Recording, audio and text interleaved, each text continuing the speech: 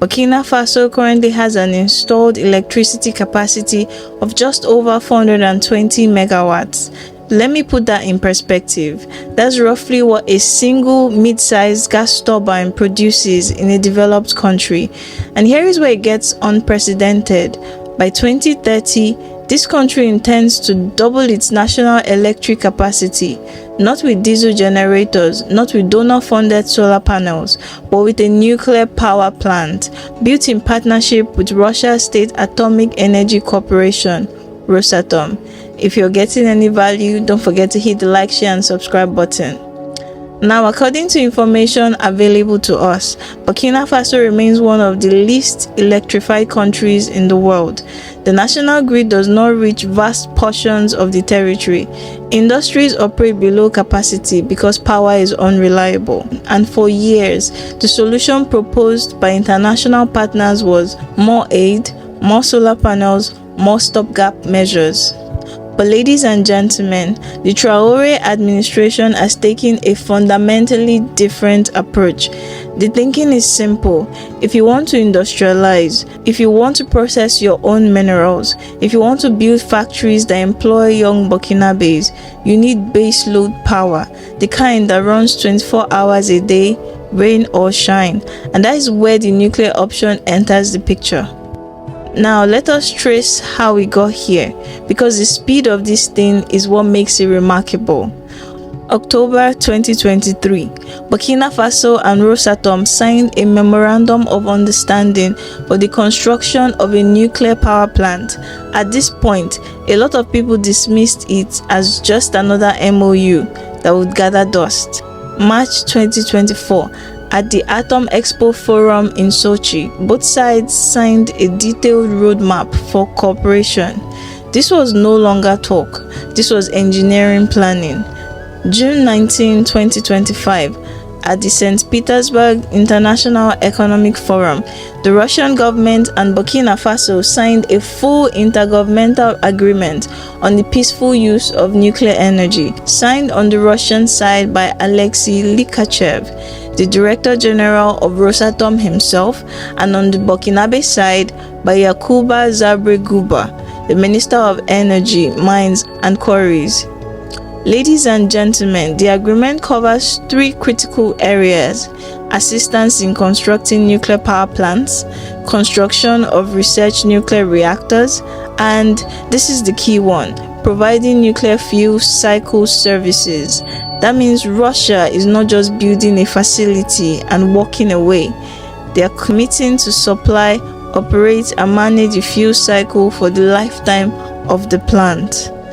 Now, the funny aspect of the whole thing is that while the government was being negotiated, Burkina Faso was simultaneously putting its legal house in order, because you cannot operate a nuclear power program without an international liability framework.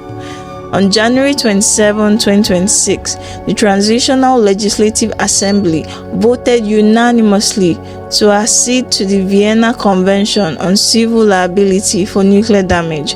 Unanimously, not a single dissenting voice. What does that mean in plain language, you'd ask?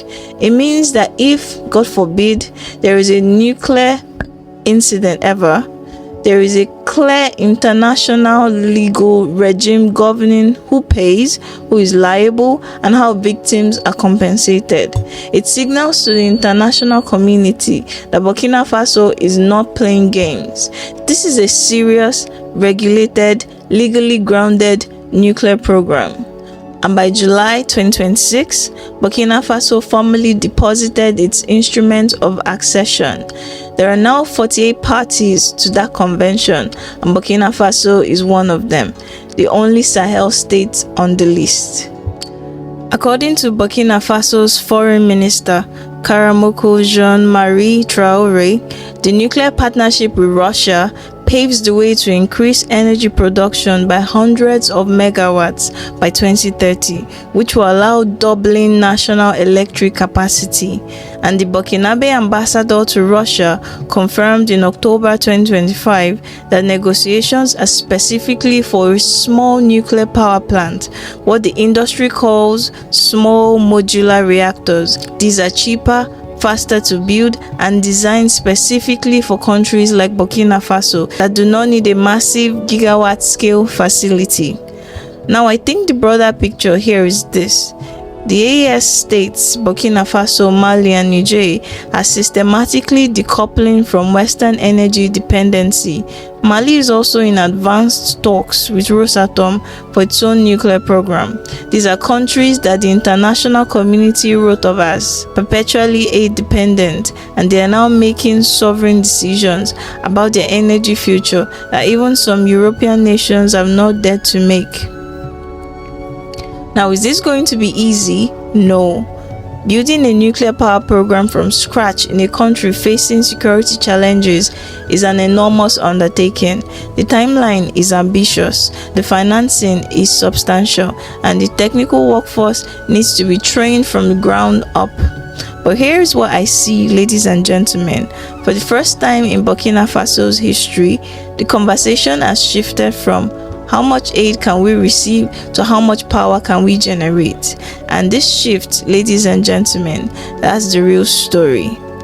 If you enjoyed this video, kindly do well to hit the like, share and subscribe button. And if you feel generous, you can leave a comment in the comment section below.